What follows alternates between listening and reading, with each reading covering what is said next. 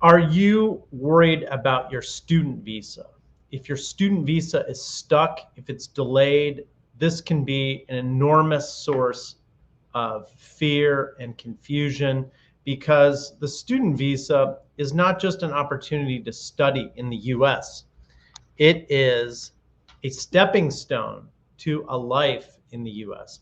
A student visa is a scholarship, is an opportunity to learn, to grow, but also to build a career in the United States because a student visa often leads to a work visa, and a work visa often leads to a green card.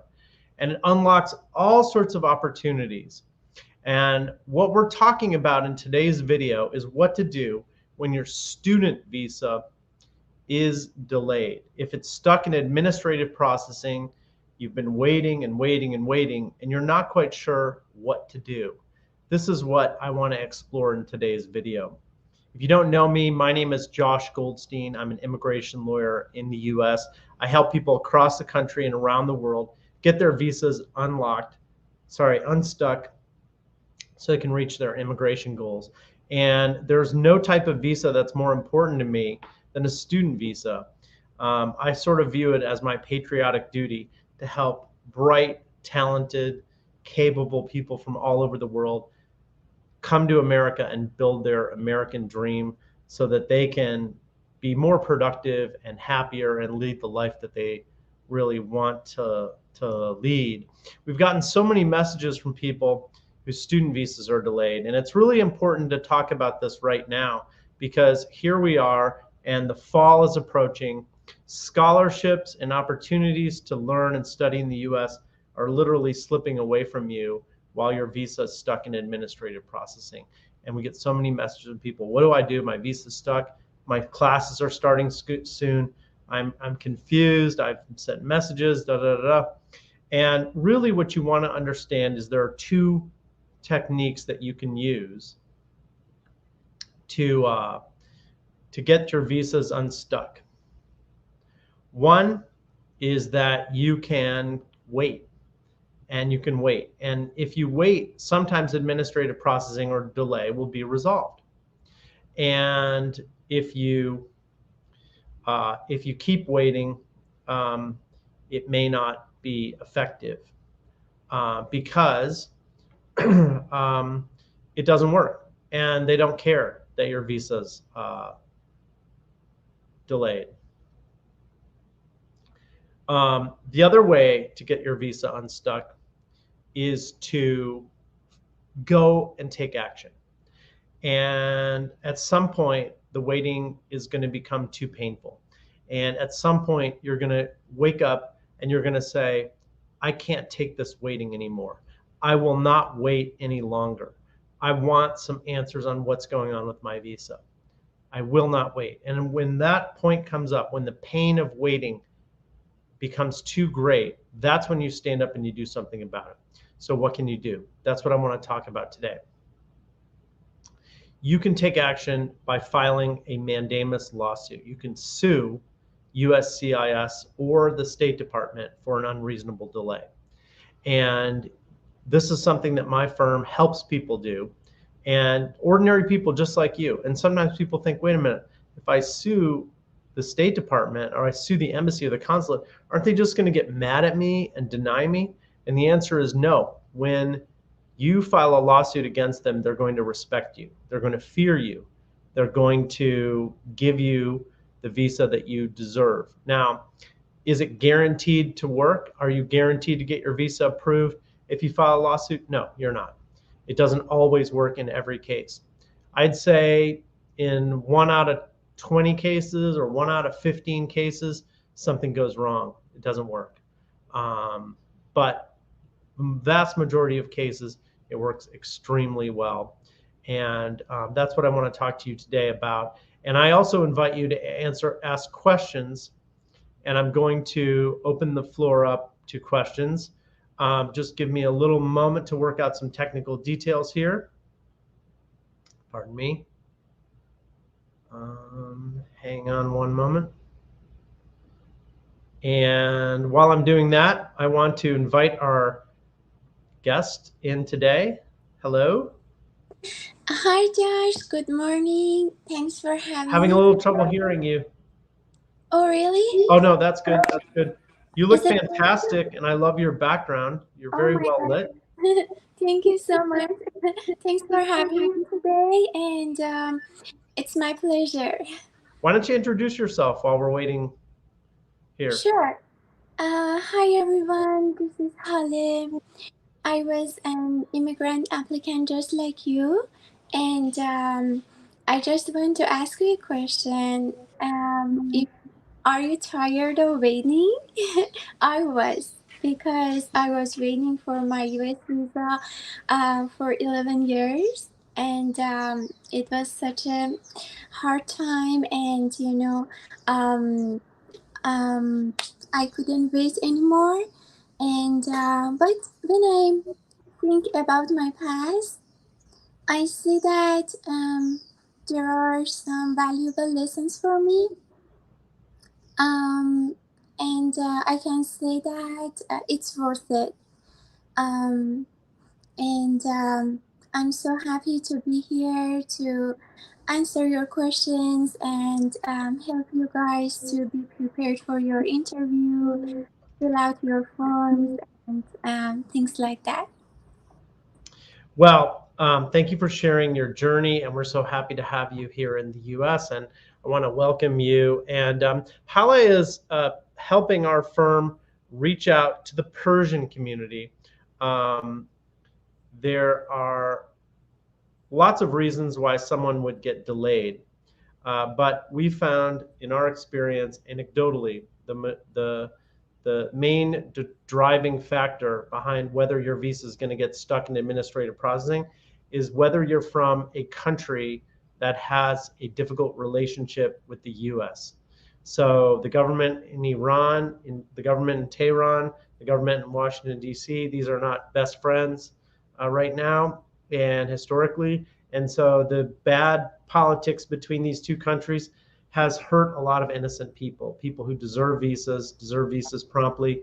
But if you're from Iran or China or any majority Muslim country, really, or even if you're from a country with great relationships with the United States, but you're originally from or you were born in a country with challenging relationships with the U.S., we found that your visa might get delayed. I'll give you an example. We had a client who contacted us from Canada. He had lived in Canada for 30 years. His visa was delayed. He wanted answers. He couldn't believe it. He didn't understand why his visa was delayed. He was born in Somalia. Oh, He hadn't lived in Somalia for many, many years. Nevertheless, when he went to get his visa, unlike an ordinary person born in Canada, he was profiled and discriminated against because of his country of origin. This is fundamentally un American. In the United States, one of the most important aspects of our country, part of our DNA, is really that everyone is treated equally under the law. And it is a violation of really not just our Constitution, but our way of thinking, that someone would be treated differently because of their national origin. But nevertheless, when it comes time to get your visa, this is precisely what is being done by embassies and consulates around the world. They are discriminating against um, applicants who are Muslim or from majority Muslim country. But it's not only people who are Muslim or from Muslim countries who get discriminated against, who are subject to these delays. It's all sorts of people. And what I'd like to do today is Hale has been collecting questions from our Telegram group. We have a Telegram group specifically for Farsi speakers, for Persians. But the questions that are asked in our Telegram group by Persian applicants are the same questions that are asked by people in Mexico, Canada, Europe, Asia, and everywhere else. So I think there's a tremendous value to the types of information that we're going to be sharing here today. So with that in mind, why don't you give me a few questions and let me know what's on people's minds right now. yeah, sure. Let's get started. There are a lot of questions for you. Great. Yeah, someone says that my wife had interview at Yerevan. embassy last week, and her case converted to IR1. And when she's going to, she's going to study next semester here in the US. So we need to plan our trip as soon as possible. How long does it take to get the clearance email? Okay, so let me just make sure I understand the question correctly. Someone went to a visa interview, and they're trying to get a visa to come to the United States as a student? Yeah. Actually, her case is IR1. Her case was CR1 and then converted to IR1. So CR1 and IR1, just so that you know, these are technical terms that refer to a visa that's based on marriage. It's an immigrant visa. But this person is trying to get a visa to come to the U.S. so that she can be with her husband, right, her spouse. Yeah, and start studying here. And start studying here. Okay, so she's coming with a visa based on marriage, but she also wants to study, and so she's put in administrative processing, right? She was put in administrative process. She hasn't gotten the visa. Yeah, that's correct. And so the question is essentially, how long is administrative processing going to take? How long is it going to take for her to actually get the visa after her interview? Well, unfortunately, there's absolutely no way to predict how long it will take for administrative processing to be completed. And that is one of the cruelest and most unfortunate and difficult and challenging and frustrating aspects of administrative processing, is that the length of time that you have to wait is absolutely unknown. We've had plenty of people who've gotten their visas processed and approved within a matter of weeks. But when that doesn't happen, and that often doesn't, then you begin to wonder, how long is this going to take? It drags on and on and on and on and on. And at some point you have to ask yourself, how long am I going to keep waiting? The longest wait that we've had in administrative processing for a visa like this is about 6 years. Can you imagine waiting 6 years and not getting your visa? At this point, we filed a lawsuit and was resolved in a matter of months. But the solution that you have to understand is, first of all, you have to wait and you don't know how long you're going to wait. And secondly, if you don't want to wait anymore, there is a solution. And the solution is to file a writ of mandamus lawsuit. We typically take on such cases after people have been waiting in administrative processing for several months, maybe 3 or 4 months, something like that. Then we would consider a mandamus lawsuit to clear up this delay. So the short answer to your question is that there is no limit or estimate for how long administrative processing could or should take. Yeah, got it. So let me translate that. دوستان عزیز، یکی از متقاضیان ویزا که کیسشون CR1 بوده و بعد تبدیل به IR1 شده، پرسیدن که همسرشون هفته گذشته توی ارمنستان مصاحبه داشتن و الان منتظر هستن چون ترم تحصیلیشون هم اینجا شروع میشه، در واقع نزدیک هستش. چقدر طول میکشه که ایمیل کلیری رو بگیرن؟ آقای جاش توضیح دادن که متاسفانه اصلا قابل پیش بینی نیست مدت ادمنستریتیو پروسسینگ یا AP هر شخصی چقدر زمان میبره. بیشترین مدت زمانی که ایشون شنیدن 6 سال بوده، در حالی که بعضی از افراد در عرض چند هفته کلیر شدن. به همین خاطر حد و مرزی برای این زمان وجود نداره. 2 تا گزینه هست، یعنی که شما منتظر میشید تا زمانی که کلیر بشین و این انتظار حد نداره، مشخص نیست که تا کی شما باید صبر کنید، یا اینکه شما میتونید read of mandamus فایل بکنید که یک دادخواست قانونی هست و در عرض چند ماه شما میتونید کلیر بشید. و نکته دیگه هم این هست که بعد از اینکه شما وارد AP شدین، حدود 3 الی 4 ماه بعد شما کوالیفای هستین که بتونید مندیمس رو فایل کنید. Thank you so much. All right. What other questions do you have for me? And lots of questions. Okay, let's go to the next question. Shima asked us, my mother is a US citizen, and she applied for me to take care of her 6 years ago. So I should come to the US, and I cannot wait anymore. Can I ask a congressman to expedite my case because she needs to have me? I need to take care of her.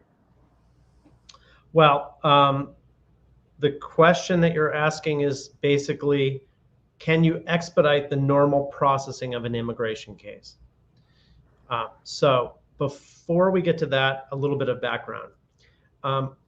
The immigration system in the US is functioning at a very incredibly slow pace. Cases that used to take 1 year when I started my career 20 years ago, or 9 months, are now taking a year and a half. So if your mother is in the US and is a US citizen and petitioned for you, and you are under the age of 21, that case will take, my guess is it will take about 18 months at top speed. If you are over 21, then you're subject to a visa bulletin preference system that involve extensive waiting based on where you were born, your country of origin, your case type, and when the case was filed. And if you get married, you fall into a different category.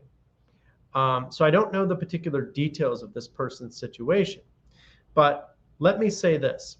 There is no way that a congressperson or congressional rep or anyone else can expedite a case that is stuck in the visa bulletin preference system.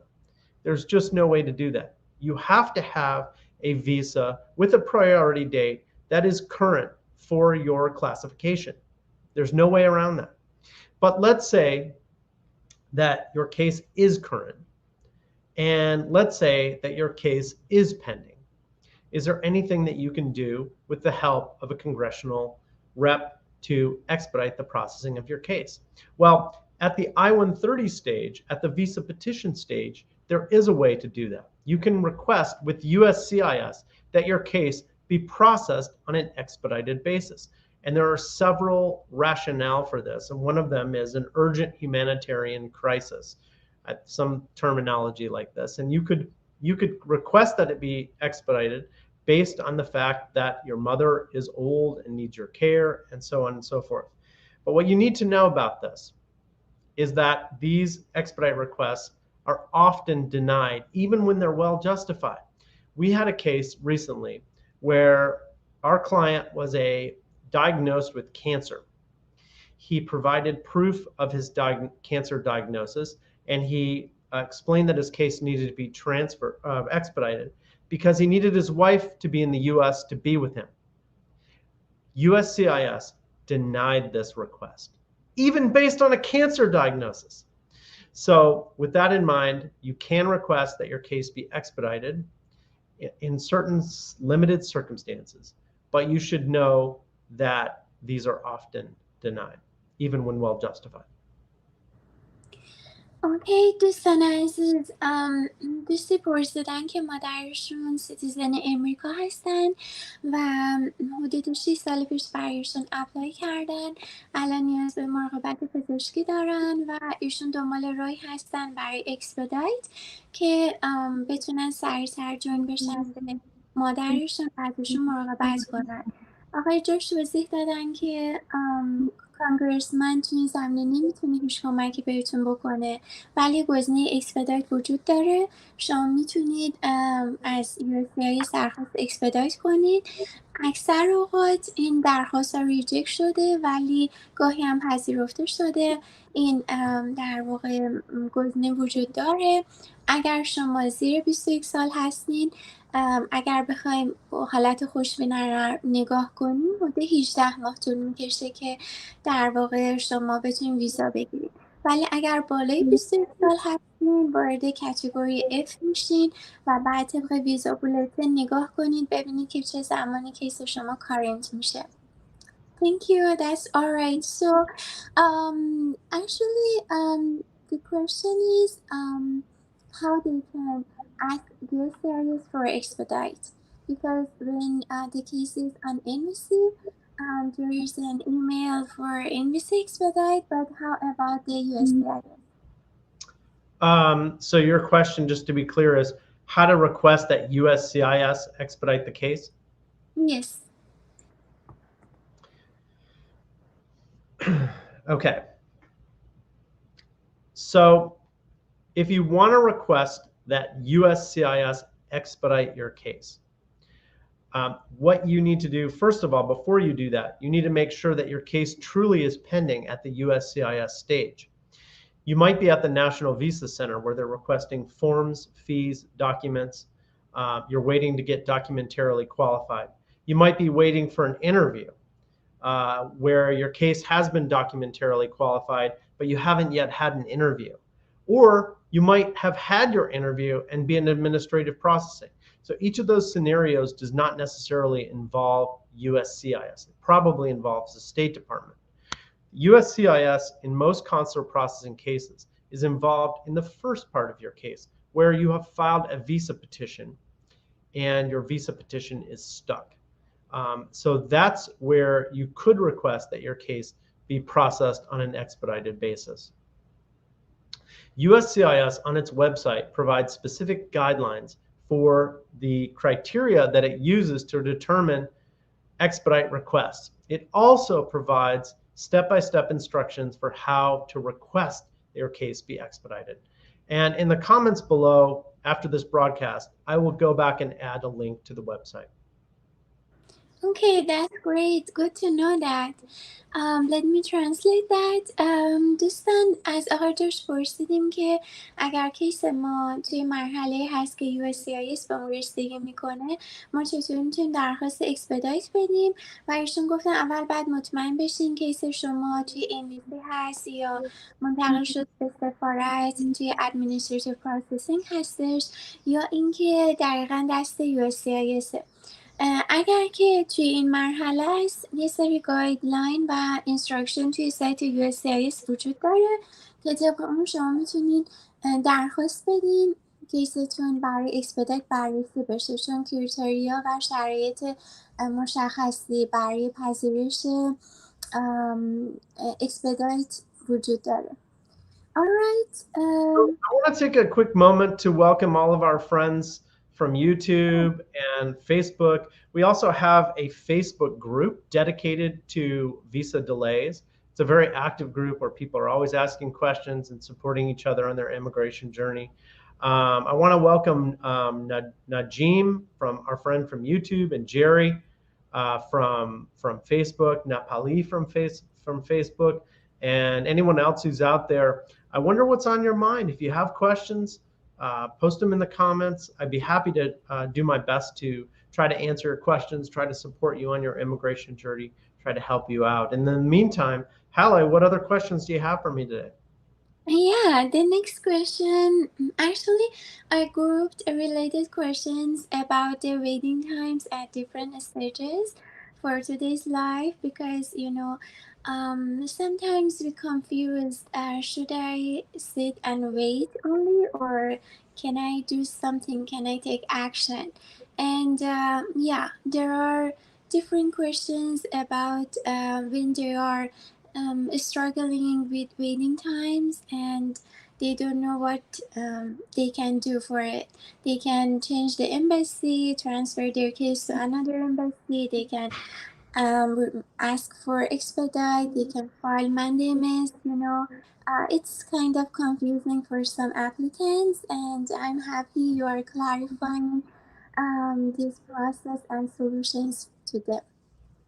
Okay, the next question is, our marriage case got approved by USCIS, but they asked us to fill out I-824 form. What's wrong with our case? Can we file Mandamus now? Okay, so let me just see if I understand this correctly. USCIS approved the marriage case, and they asked her to file an I-824. Yes. And they are waiting for too long, and they are asking, can we file mandamus?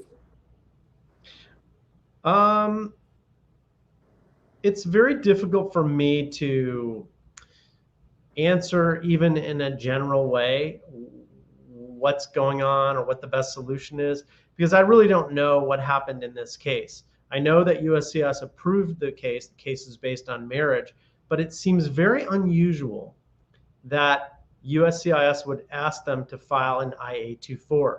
That seems wrong to me. And it's sort of like when you take a multiple choice test. If there's always that one answer that's wrong, the IA-24 is almost always the wrong answer. If you're filing an IA-24, it's probably the wrong direction for your case. Usually this comes up in the following scenario. Someone fills out an I-130 visa petition and they say, where do you want this case to be sent? And they put adjustment of status instead of putting a consulate. So then USCIS never sends the case to the National Visa Center. And if you call 1-800-USELESS, which is what I call the USCIS customer service number, and you ask them what to do, you get a very uninformed contractor who's reading from a script, and the contractor will say, okay, you should file form IA-24. And technically, that is correct. If the USCIS never sent your case to the National Visa Center, technically the IA-24 is going to get USCIS to move your case from USCIS to the National Visa Center, which is what it's supposed to do. What they don't tell you is that USCIS rarely processes the IA-24 in a timely manner. So what happens is we get people who've been waiting for their IA-24 to get approved. They've been waiting for 6 months, 8 months, a year, 2 years. They never process the IA-24. The solution, in my opinion, a better solution in these scenarios, is to simply file a new I-130. And when I give people that advice, they get really upset at me. They get frustrated. They say, Josh, file a new I-130. I already filed the I-130. I paid the filing fee. Yes, but you're going to have to pay another filing fee to file the IA-24. And you're also going to have to pay an even heavier cost, which is it doesn't work. The IA-24 is going to sit there on and on and on and on. Can we file a mandamus lawsuit to get USCIS to move your case to the National Visa Center if you filed an IA-24 and it hasn't been processed in a timely manner? We can definitely do that. But if you're starting off and you're having this problem, consider filing a new I-130. Now, filing a new I-130 doesn't always work. There are scenarios where you definitely don't want to file a new I-130. For example, if your petitioner is not a US citizen, if you have a preference case, when you filed your case is incredibly important. A sibling petition, for example, you can't just file a new sibling petition, you'll lose your date. So it's something that you should really discuss carefully with our team to understand your best option. Oh, okay, great. Actually, it's kind of complicated case, right? It's complicated, and I feel like people who file the AA-24 usually do that because they either don't have the advice of an immigration lawyer, or they have the advice of an immigration lawyer who is the equivalent of no immigration lawyer. But I don't think that the IA-24, in my opinion, is presumably the wrong approach to your immigration case. Okay, got it. Let me translate that for our friends. I'll be back in a minute. Sure. دوستان عزیز، دوستی سوالی پرسیدن که ایشون کیس ازدواج دارن و USCIS پرونده رو اپروف کرده ولی به MVC منتقل نشده. ازشون خواستن که فرم I-824 رو پر بکنن و به خاطر اینکه زمان زیادی طول کشیده ایشون میخوان بدونن که چه کاری میشه کرد. آیا منdamus گزینه درستی هست برای این زمان یا کار دیگه میشه کرد؟ آقای جورج توضیح دادن که یه مقدار به نظر این کیس باید بیشتر بررسی بشه که چه اتفاقی افتاده این وسط و چقدر طول کشیده، ولی به طور کلی این هست که ایشون پر کردن I-824 رو پیشنهاد نمی کنن. ببخشید. و توی بعضی از کیس ها حتی توصیهشون این هست که دوباره از اول I-130 رو پر کنن. درسته که هزینه مجدد باید بدن و انگار که یک مرحله به عقب برمیگردن، ولی خیلی بهتر از این هست که منتظر باشن، چون خیلی از مواقع دیده شده که USCIS در واقع فرم های I-824 رو پروسس نمیکنه و برای 6 ماه، 7 ماه، 1 سال یا 2 سال هم در واقع ساکن میمونن. این هستش که اگر تأخیر خیلی طولانی بوده ممکنه که مندیمس هم یه گزینه خوبی باشه برای اینکه دقیقاً بتونید مطلع بشین که چه راهکاری برای کیس شما بهترین هست. شما میتونید در واقع با تیم آقای جورج گلدستین تماس بگیرین و یک ارزیابی رایگان بشه کیستون و بهتون پیشنهاد بکنن که چه سولوشنی برای شما کار میکنه. That's Okay. great. Yeah, I want to get to take a minute to answer some questions from the comments, especially the question from Najim. Anna, thank you for joining us also. Why don't you post in the comments where you're from? I'd love to hear where everybody's from. I'm in downtown Los Angeles. Where are you, Hale? I live in Costa Mesa. Oh, beautiful, beautiful. So Najim, he says, my parents had a visa interview at Islamabad embassy last year in 2022. The visa officer collected my parents' passport and said, congratulations, your visa is approved. After a month, I sent an email follow-up, and they sent me an email that said your visa is refused under administrative processing, and I'm still waiting for my parents' visas. Najim said, I'm glad to have you and your firm helping me already take action regarding my parents' visa. Well, Najim, you made a great decision because we're grateful to help you on your immigration journey. Your parents deserve their visas, and they deserve an answer from the U.S. consulate in Islamabad. I made a video on TikTok where I was ranting about how bad the embassy in Islamabad is. I'd say one of the majority groups that we have in our among our clients is Pakistanis, and I made the video with wearing a Pakistan cricket jersey. And after I made the video, one of my clients gave me that jersey as a gift. And after I made that video, I got a lot of comments from my clients in India, like, "Oh, why do you support Pakistan's cricket team? How come? What about our team?" And so I got myself in trouble with that. But the point is, Pakistan, the country conditions in Pakistan are extremely challenging. People are looking to bring family members and loved ones to the U.S. from Pakistan. And the consulate there does not do a good job at all about helping people get a decision on their visas within a reasonable period of time. So we have plenty of clients who've been waiting a very, very long time for their visas. And we're grateful for a chance to help them all. He says here, believe it or not, I've been through a lot of stress, and my parents hospitalized a couple of times because of anxiety attacks. Well, I think that's horrible. I'm really sorry you're going through that. I know there's nothing more important to me than the well-being of my mother and father, and I would do anything I could to help them. And total respect for you, Najim, for doing your best to help your family. And we're grateful for a chance to help your family and play a part of their success. And I can't wait to congratulate you when your case gets approved. Of course, it's never guaranteed. The outcome's never guaranteed. And it's hard to say when this thing will be wrapped up, but we're going to do our best to help you. Okay, perfect. That's very sad and unfortunate to hear. Yeah. Hale, what other questions do you have from the group?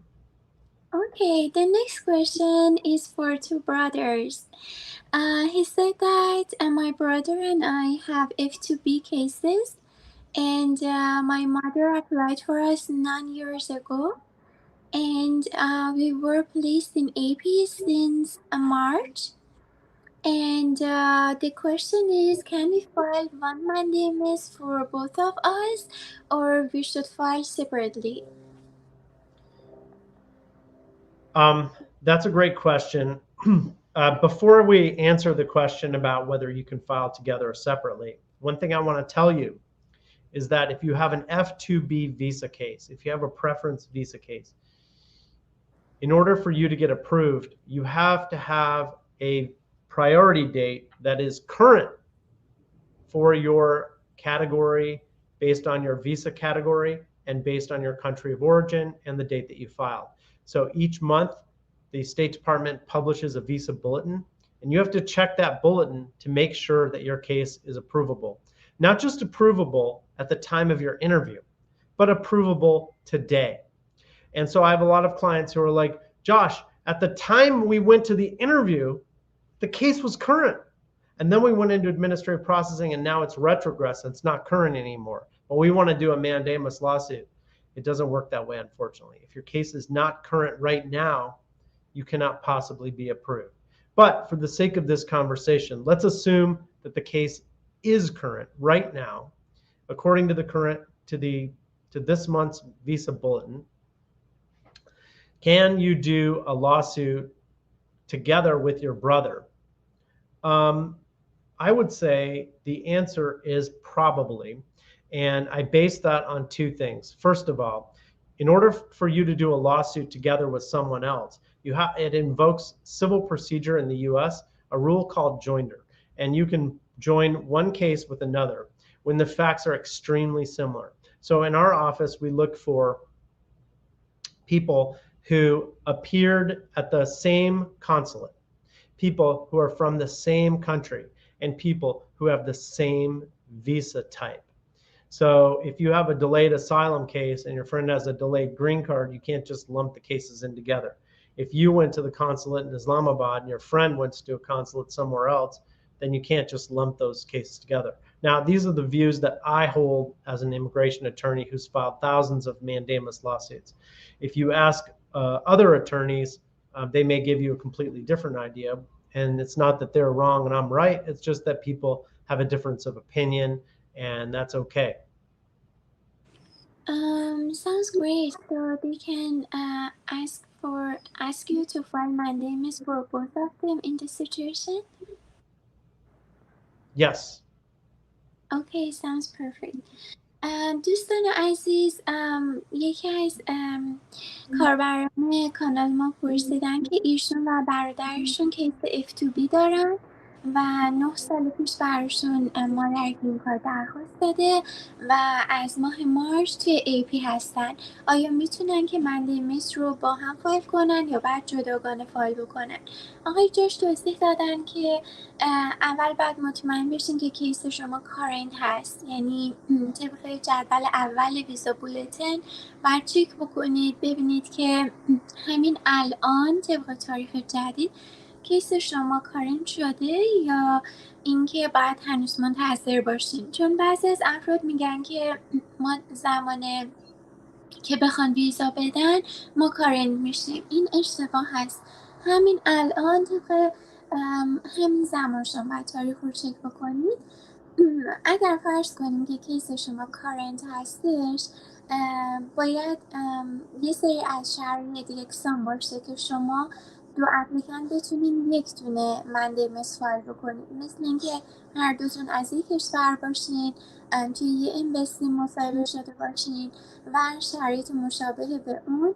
اگر یک نفر برای مثال اسلام آباد، یک نفر یک کشور دیگه هست، اینها نمیتونن با هم منdamus فایل کنن. ولی حالا که شما برادر هستین و هر دوتون کیستون F2B هستش، شما میتونید درخواست بدین، یک منdamus برای هر دوی شما فایل میشه و این رو با تجربه‌ای که هزاران کیس برای منdamus دیدن دارن بهتون توصیه میکنن.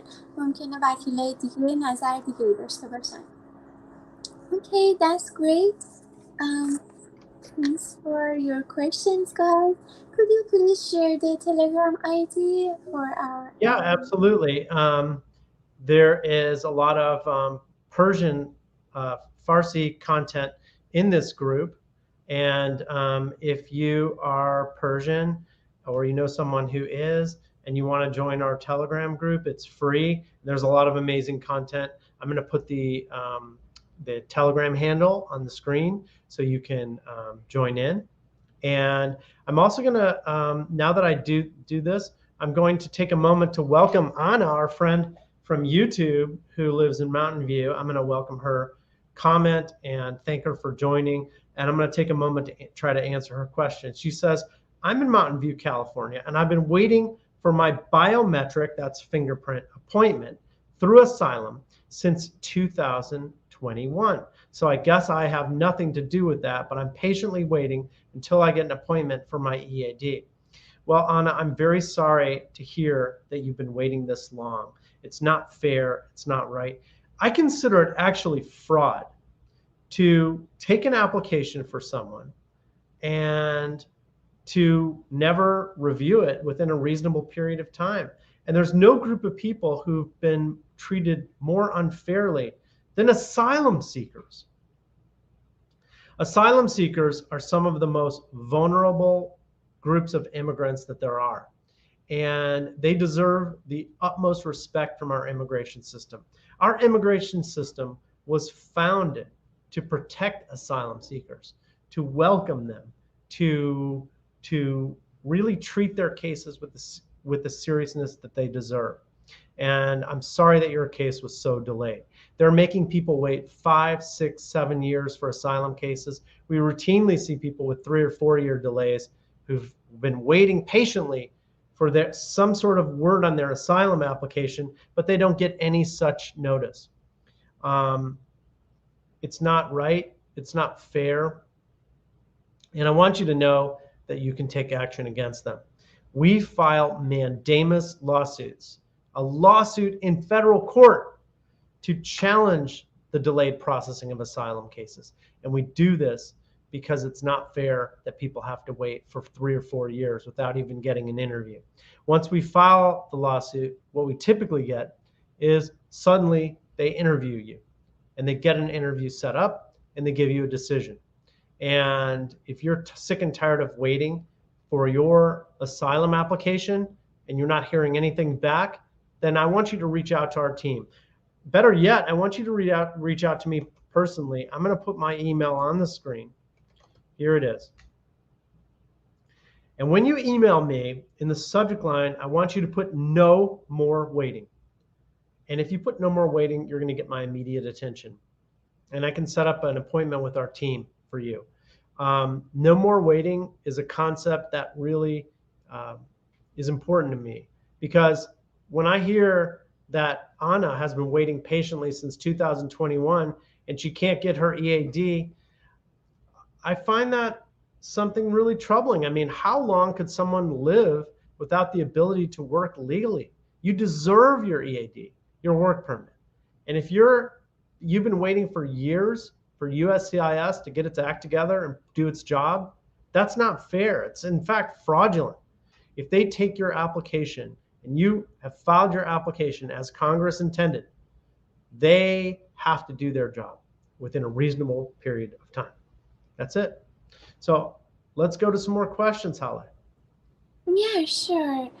The next question is that my case is F3 in Ankara, and it's been 1.5 years after documentary qualified, and I'm still waiting for an interview. If I file rid of Mandamus, does it prevent from AP? I'm still waiting for interview, but she has question. She's just wondering if they file Mandamus now. Is it prevent for more administrative processing? So let me see if I understand this correctly. Someone has not had an interview yet, and they want to file a mandamus lawsuit to try to get an interview. and they're wondering whether that might prevent administrative processing delays after the interview? Okay, that's a great question. So if you've been waiting and waiting and waiting, and you just can't seem to get a visa interview, you may be wondering if there's anything that you can do to expedite this process, because at some point the wait becomes unbearable. And the answer is yes. You can file a lawsuit in federal court called a mandamus lawsuit to challenge as unreasonable the wait that you've been given for your interview. And once you file this lawsuit, the goal is to get you an interview, the interview that you deserve. And the question that people have is, wait a minute, once I get the interview, am I also going to have to be worried about having a delay after the interview? A delay after the interview is called 221G, administrative processing, or the other word for it is refused. If you see the word refused, you know that your case is stuck and pending and not denied.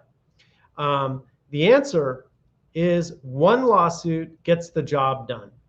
One lawsuit should be enough to get you an interview and a decision on your application. A lot of times people think that if they file a lawsuit to get an interview, that they may have to file an additional lawsuit just to get a decision on their application once they have gotten stuck after the interview. But in my experience, a single lawsuit is enough to resolve all the processing delays in this scenario. Okay, that would be perfect. And because there are hundreds of applicants that they are waiting for too long for interview, and after that they are waiting too long for getting visa. And It's incredibly sad to me to think that people are expecting to be put in administrative processing. And I want to take a moment to step back and just look at that as such a strange thing. You know, until maybe 5 years ago, administrative processing was almost unheard of. People would go to their interviews, they'd get a decision, they'd get approved, and they would move on with their lives. It's only when Trump came along that cases were routinely put in extensive delays. These sorts of incredible 5-year delays for asylum interviews, or 2-year delays for getting interviews. These sorts of delays are a recent phenomenon, and we have to fight back. We cannot accept this as normal. We have to file lawsuits and challenge this as unfair and unreasonable, which it certainly is. yeah, I know it's very unfortunate, but in Telegram groups, everyone sees that about maybe 60%, 70% of applicants were placed in AP, so that's why they are expecting to place in AP, unfortunately. اوکی let me translate that. دوست عزیزی پرسیدن که کیسشون F3 هست و توی سفارت آنکارا کیس دارن. 1.5 سال هست که داکیومنتری کوالیفاید شدن و منتظر وقت اینترویو هستن. سوالشون این هستش که اگر الان مندیمس فایل کنن، آیا این از AP جلوگیری میکنه یا ممکنه که ایشون بعد از مصاحبه AP بشن و نیاز باشه که بخوان یک مندیمس جداگانه فایل کنن؟ آقای جاش گفتن که اگر که شما یک مندیمس فایل بکنید، این لاسود کافی هستش که دیگه نیازی نباشه شما برای بعد از مصاحبه هم بخواین جلوی تأخیر رو بگیرین. یعنی در واقع اگر کیس شما تأخیر غیر منطقی داره، یک لاسود کافی هست که شما بتونید توی زمانی سریعتر ویزاتون رو دریافت کنید. Okay, that's great. Good to know that. Actually, F2B cases, F1 cases, and F3 cases, actually, if preference categories face many delays, and they need help. Definitely. One thing that's really important to know is if you have a preference case, we know that with the August 2023 visa bulletin, we've had retrogression. people who were current at the time of their interviews and then they went into administrative processing have found out that they're not current anymore. And this is a source of a lot of tears and frustration. And you really need to know that when you have an approvable case, when your case is current and approvable, that you have a magic moment that may not last, where you need to take immediate action on your case. You need to know that this moment where your case is approvable may not last. And there's all sorts of reasons for why that is. Countries, embassies close, wars break out, pandemics happen, political events could cause an approvable case to be suddenly lost. Ask the Afghans who had cases delayed at the embassy in Kabul about this, or Iraqis who saw their consulate in Baghdad close. And something that's been on my mind a lot in terms of the temporary, fleeting nature of approvable cases is the 2024 election. There's a real possibility that Donald Trump could be reelected and become the new president of the United States in January of 2025. And if that comes to pass, I don't think that people will be getting visas anytime soon. I expect that he would shut down the immigration system again, as he did when he was president, and people from majority Muslim countries may never get their visas issued while he's president or thereafter. So the January 2025 is when a new president will be installed, and that's not that far away when you really think about it. So bear that in mind. The time is not on your side, and it's of the essence. Take action now and do not delay. That's my message to everyone. بله دوستان عزیز، آقای جورج توضیح دادن که شما زمانی که در واقع اگر کتگوری F دارین و یک ویزا اویلیبل میشه برای شما، لزوما این ویزا برای همیشه برای شما اویلیبل نیست.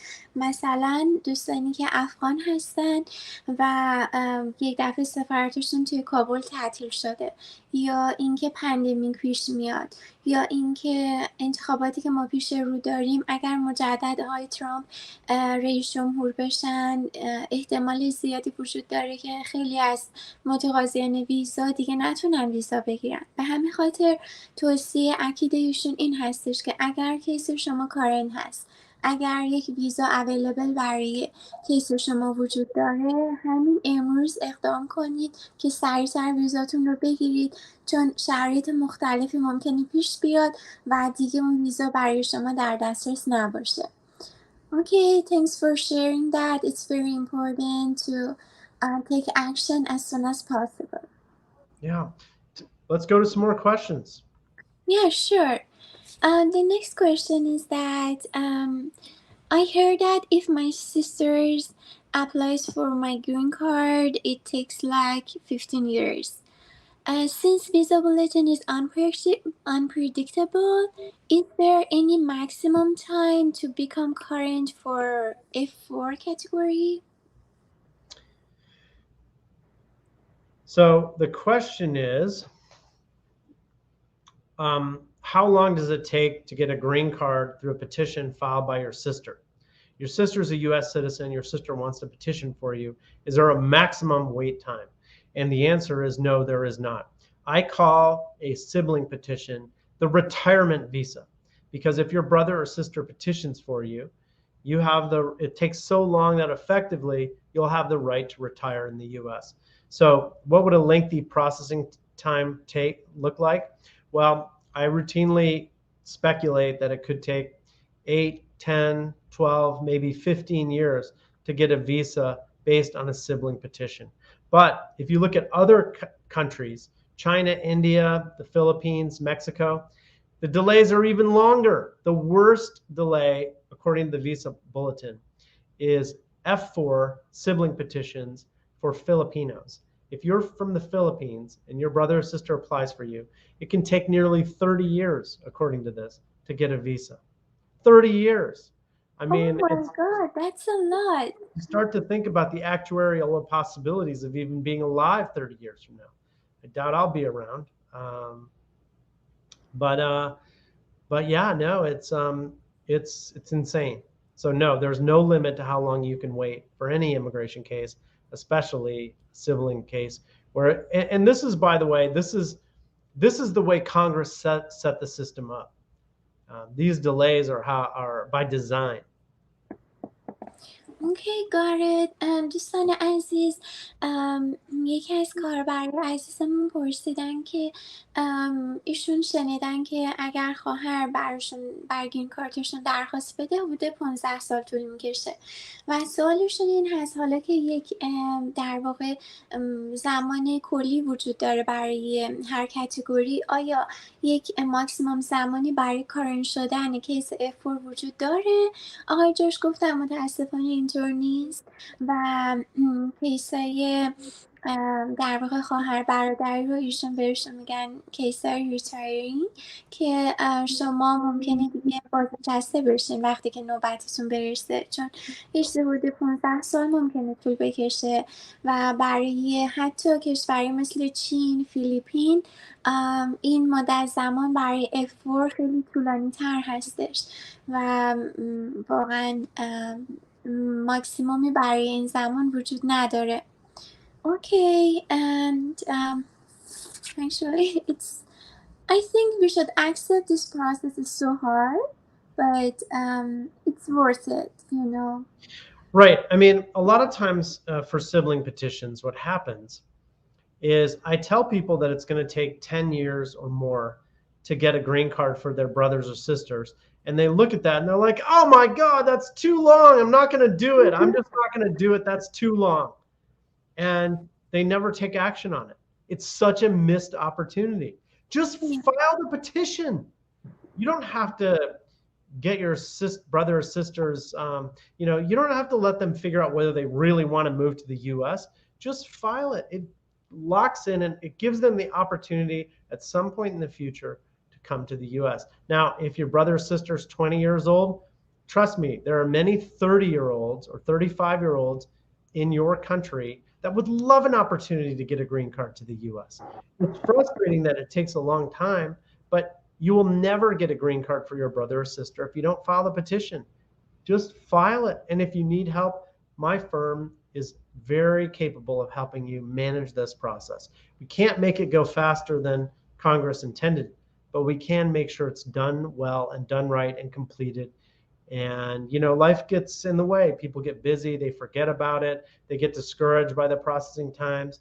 But life goes on. 10 years will come and go quickly. And I guarantee you'll be so happy that you filed this in the future. Yeah, this is an opportunity. Why not? Why we should miss that? And while we're talking about that, another opportunity is the DV lottery. If you're eligible for the DV lottery to enter the DV lottery, do it. Do it every year. It comes out in the fall. It's free and it's easy. You can apply. Plenty of people get green cards through the DV lottery.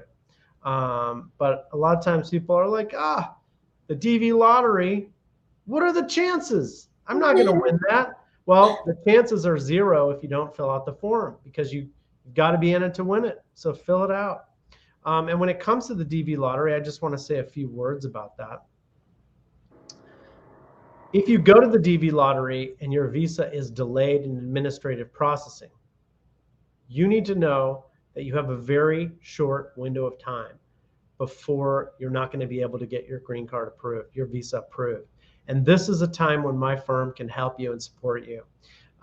Last year, we got dozens of people their green cards through the DV lottery who were hopelessly delayed. So if you've had an interview and you're seeking a DV lottery visa and a green card and your case is in administrative processing, reach out to us. If you're not sure how, go to our website. But if you're not sure how, just send me an email. I'll put my email on the screen. And in the email to me, I want you to write no more waiting. No more waiting. If you put no more waiting on the subject line, you've immediately got my attention, and our team can reach out to you and try to help you get the visa that you deserve. دوستان عزیز، آقای جوش پیشنهاد میکنن اگر میخواین بیان امریکا حتما هر سال برای لاتاری اقدام کنید. رایگان هستش و تعداد بسیاری از دوستانی که الان توی امریکا گرین کارت گرفتن از طریق ویزای لاتاری بوده و اگر شما اینترویو رو انجام دادید و ویزای شما تأخیر خورده، شما میتونید به تیم آقای جاش گلدستین تماس بگیرین و یا به ایشون ایمیل بزنید. ایمیلشون رو روی صفحه قرار دادن که میتونن بهتون کمک کنن که بتونین از طریق لاتاری ویزاتون رو بگیرید. Okay, that's great, Josh. All right, And let's go to some more questions. yeah, one of the most common questions that we talked about it before is how long does it take in different stages? And you know that I was wondering if we can, draw a timeline for them. It's like, for example, there are different waiting times block. For example, the first waiting time is after filing I-130. Then the next one is waiting for getting the NVC case number. The next one is waiting for documentary qualified and to administrative processing.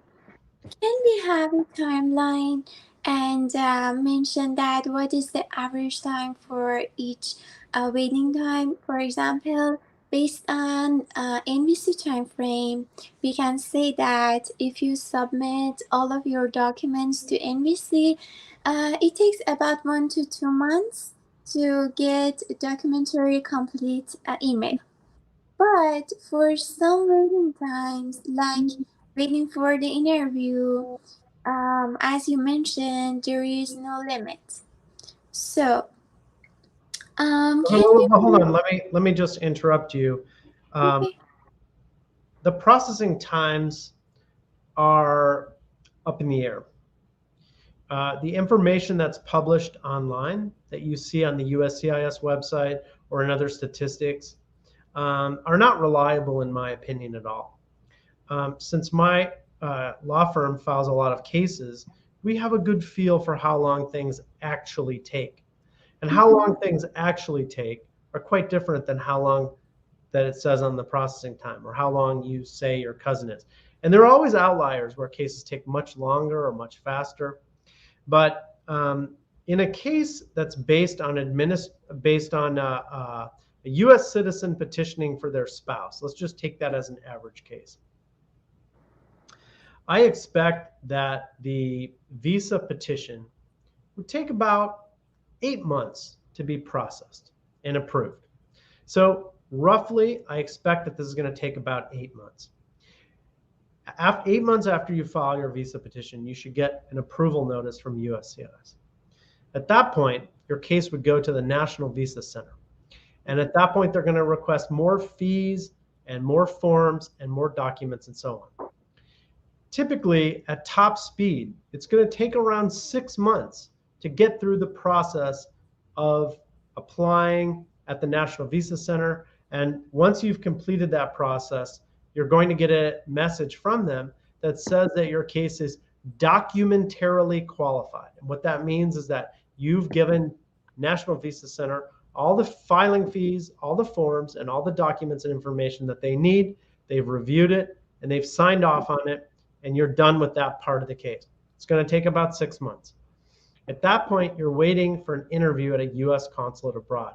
And this is where there's real unpredictability, because getting an interview at a consulate right now is extremely difficult. And there are extensive processing waits at U.S. consulates all over the world.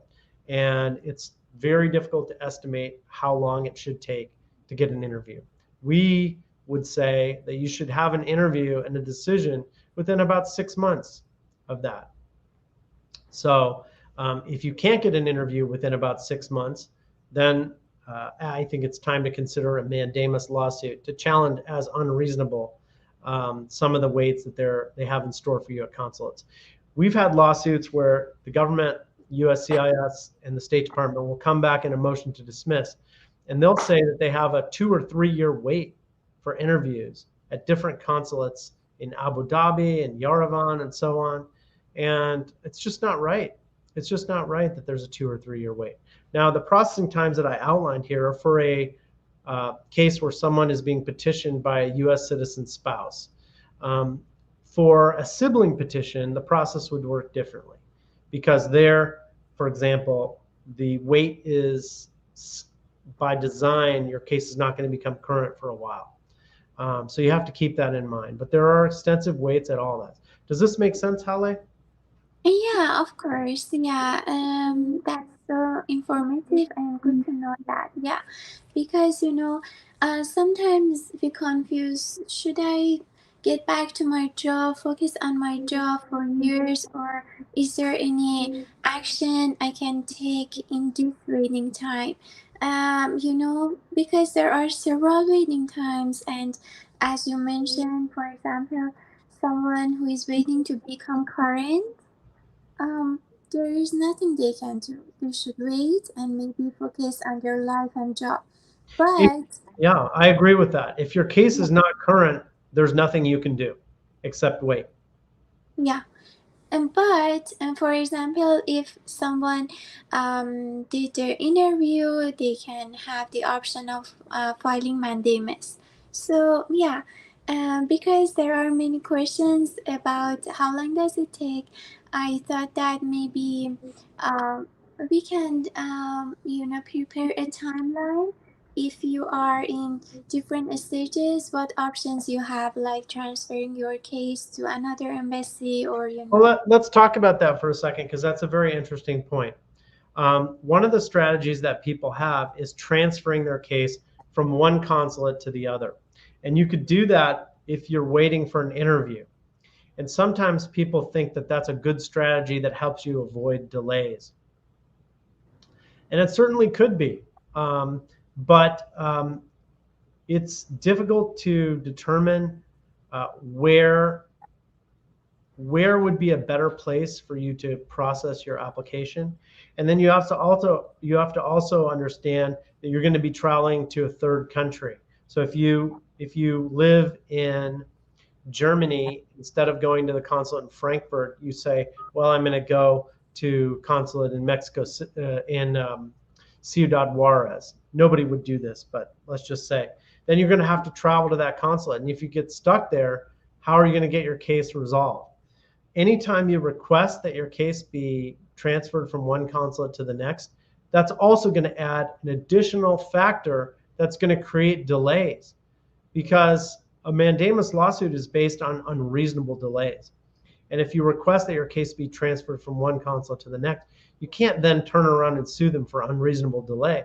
You have to allow that process to unfold. So we typically want to wait 6 or 8 months at least before that request goes in, before we consider trying to file a lawsuit for unreasonable delay. So I'm not saying you shouldn't request that your case be transferred to a different consulate. What I am saying is that it's something that should be done with a lot of caution. And it's not necessarily a great solution to a delay. Yeah, I see. دوستان در مورد تغییر سفارت صحبت کردیم و اینکه در واقع آیا دوستان وقتی که کیسشون تغییر میخوره بستگی داره خب توی چه مرحله هستش. اگر قبل از این باشه که کیس کارنت بشه، خب شما کاری نمیتونین بکنین، فقط باید منتظر باشین تا کیستون کارنت بشه. ولی اگر که کارنت شده و میخواین سریعتر ویزا بگیرین، یک گزینه که برای خیلیا کار کرده تغییر سفارت هست، ولی ایشون میگن باید با احتیاط این کار رو انجام بدین، چون اگر شما کیستون منتقل کنید به یک امباسی که کنتر هست، اون وقتی که نمیتونین درخواست مندیموس بدین بگین تأخیر غیر منطقی توی کیس ما پیش اومده، چون شما خودتون کیستون رو ترانسفر کردین از یک امباسی به یه سفارت دیگه. اگر با احتیاط انجام بدین میتونه یه گزینه خوب باشه، ولی در واقع مؤثرترین راهکاری که برای تأخیر ویزای شما هست rid of Mandamus هست که میتونید با تیم آقای جورج تماس بگیرین و کویز کوالیفیکیشن رو پر کنید. اگر کوالیفاید باشید میتونید Mandamus فایل کنید. That's great. Makes sense. Yeah. What other questions do you have? Okay, let's go to the next question. An applicant asked us that she have a 4 case in Abu Dhabi and she's considering to apply for a F1 student visa. Do you recommend that? So someone is seeking a visa based on a petition filed by her brother or sister, Yes. and she has had an interview, or no? No. She's waiting. She's not current yet. So she is wondering if she can file for apply for a student visa as well because you Sure. know, yeah. If you're waiting for an immigrant visa to become current, you can seek a student visa, but you should keep this in mind. The only way to get a student visa to the US is if you can overcome the presumption of immigrant intent. All applicants for student visas are presumed to be really people who are trying to live and stay in the US permanently. And in order to avoid denial, you have to prove that at the end of your stay in the US as a student, that you really truly plan to go back to your home country, so that you can overcome the presumption of immigrant intent. Now, if your brother or sister petitioned for you and filed an immigrant visa for you, and you have family in the US, it could be very challenging and very difficult for you to overcome presumption of immigrant intent. But nevertheless, you can try, you can do it. And plenty of people have gotten visas approved while their F4 visas are pending. So give it a shot. Okay, that's great. And can you help her in this regard? Can you help her to convince the officer or maybe show some documents to, yeah. Yeah, well, you know, we love helping people by creating videos and content and sharing information to help people reach their immigration goals.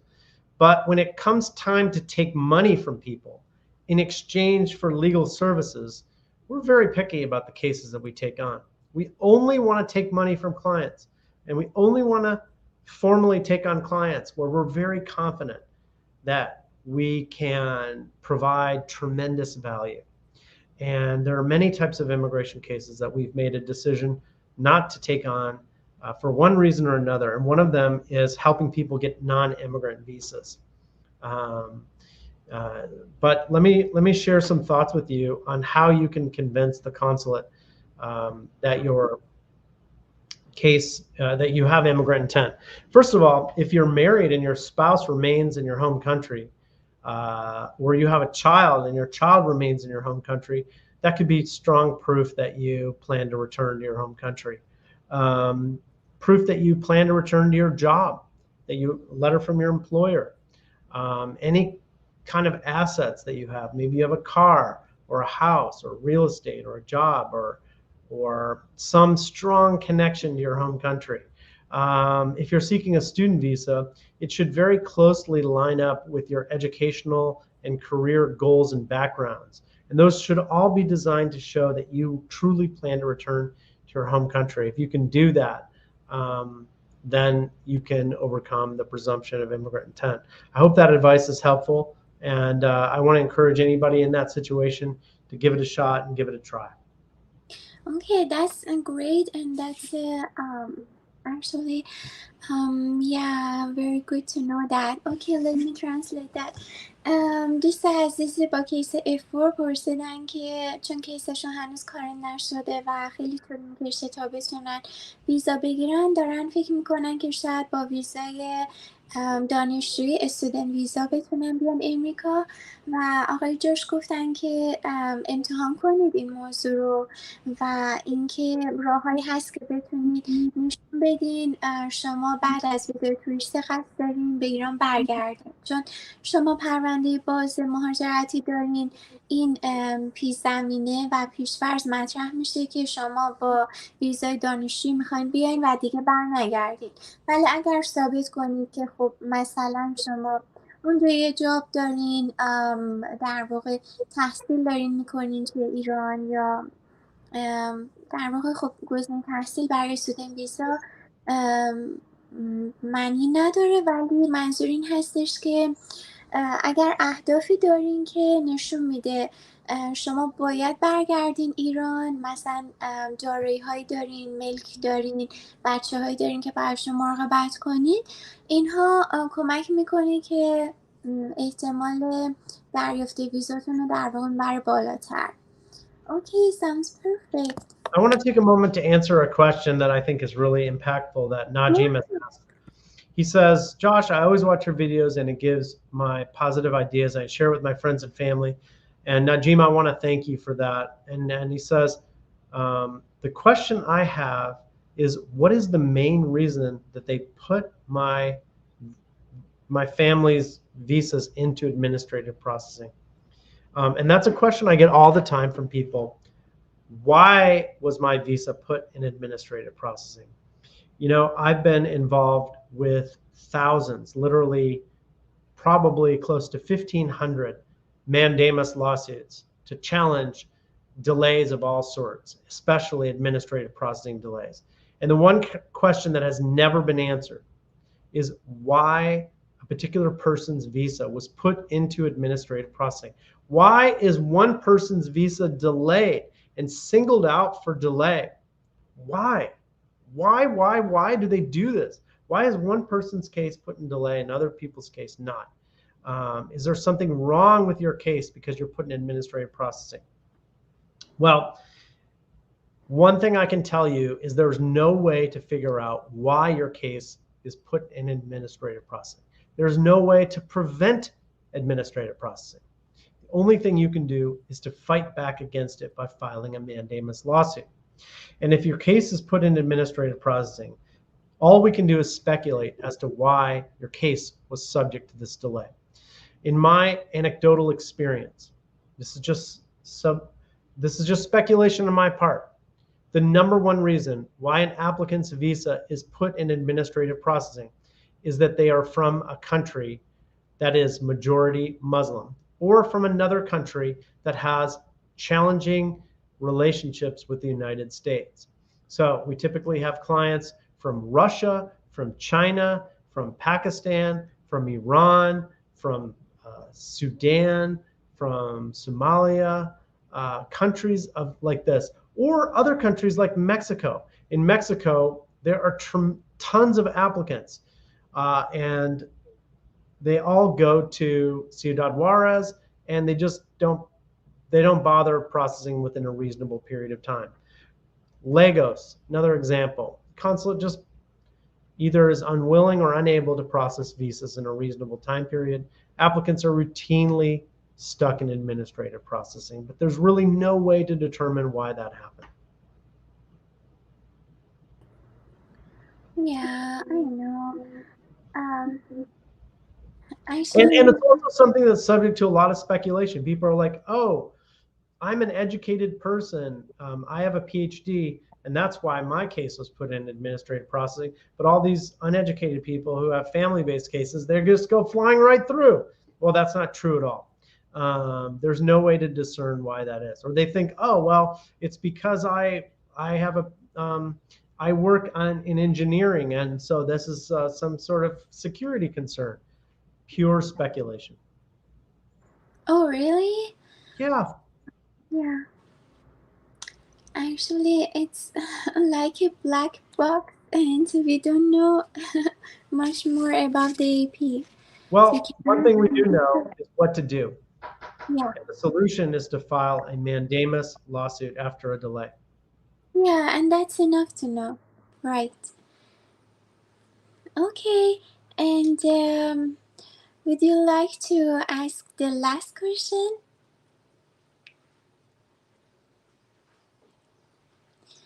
دوستان عزیز ممنون که همراه ما هستید. ما یک کانال تلگرام داریم Visas for Iranians. شما میتونید این کانال رو فالو بکنید و سوالاتتون رو از ما بپرسید. Okay, would you like me to ask the last question? Let's do it. Okay. Well, no, not the last question, but I'm going to answer some more questions from the group. But ask the question, please. Yeah, sure. Actually, we can continue. The next question is, we are 5 applicants and we want to file Mandamus with you. How much it would be, how much it would cost for us? Right. People always ask, how much do you charge? How much do you charge? And it's impossible for me to answer this question because, first of all, the prices that we charge vary from case to case. And secondly, I don't discuss prices with people until I understand their case.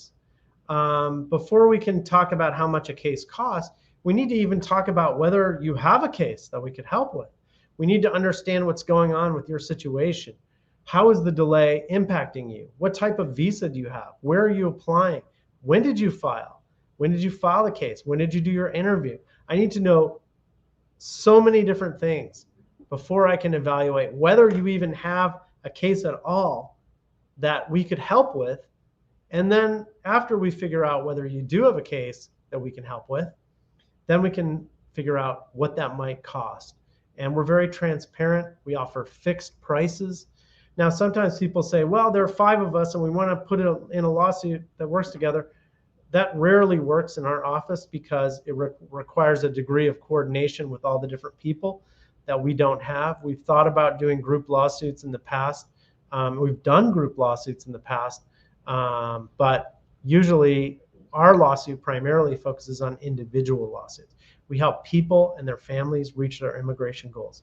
Now, if you have 5 people in a lawsuit and, we have mother and father and 3 kids, that's easy to deal with. But when it's 5 individuals, they all have to coordinate, and it rarely is something that pans out.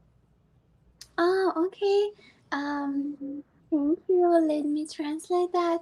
دوستان عزیز یکی از کاربر ما پرسیدن که ایشون و 4 نفر دیگه مجموعاً میخوان که یک مندمس گروهی فایل بکنن و اینکه آقای جاش گفتن بله این ممکن هستش و سوالش این بود که چقدر هزینه داره. آقای جاش میگن که قبل از اینکه بدونن شرایط یک کیس به چه صورت هستش نمیتونن در مورد هزینه صحبت کنن. باید ببینن که چه زمانی کیس فایل شده، چقدر تأخیر وجود داره، چه شرایطی توی هر کیسی وجود داره که بتونن اونها رو ارزیابی کنن و ببینن که هزینه به چه صورت میشه. قبل از اینکه کیس ارزیابی بشه ایشون نمیتونن که به شما قیمت بدن. بعضی از کیس ها پیچیدگی‌های زیادی دارن ولی بعضی از کیس ها میتونه که راحت تر فایل بشه. Okay. All right. Thank you so much for joining and for answering those questions. And I'm going to continue answering more questions, and we'll speak soon. Sure. So I want to stay on and answer a few more questions. We have Joss, who is like Josh here. It says, Josh, is filing after 60 days even worth it now? It says here, it seems like everyone is fighting back even with suing with 60 days of suing. Well, first of all, it's hard for me to say whether you should file after 60 days or 90 days or 120 days, because I don't know anything about your case, so I can't really give you that advice. We offer a free strategy session for anyone who's interested in a solution to their delayed case. You can find a link on our website, or you can just email me. I'll put my email here, and you can send me an email and put in the subject line, no more waiting, and I'll get back to you and connect you with my team. And we would never file a lawsuit. We would never take on your case unless we felt that your case had merit. And if we think that you haven't you haven't waited long enough, we'll tell you that. And sometimes clients get quite mad at us. They say, look, why are you making us wait more? But nevertheless, we want you to get a good result. Let me give you an example of an immigration case that I think you could file with less than a 60-day wait, and that is the DV lottery. If you go to a DV lottery, an interview for a green card through the DV lottery, your case is time sensitive. You have to get an answer by September 30th, 2023. And so if you go to an interview in August 10th, for example, you can't wait 60 days. You'll run out of time. You have to take action right now. You can't wait. So we would not wait. We would immediately file action. So that's just one example. Now, on the other hand, if your case is based on marriage and a marriage petition and you waited 60 days, I might want you to wait a little more to give it more time. But then again, I would want to know more about how it's impacting your life.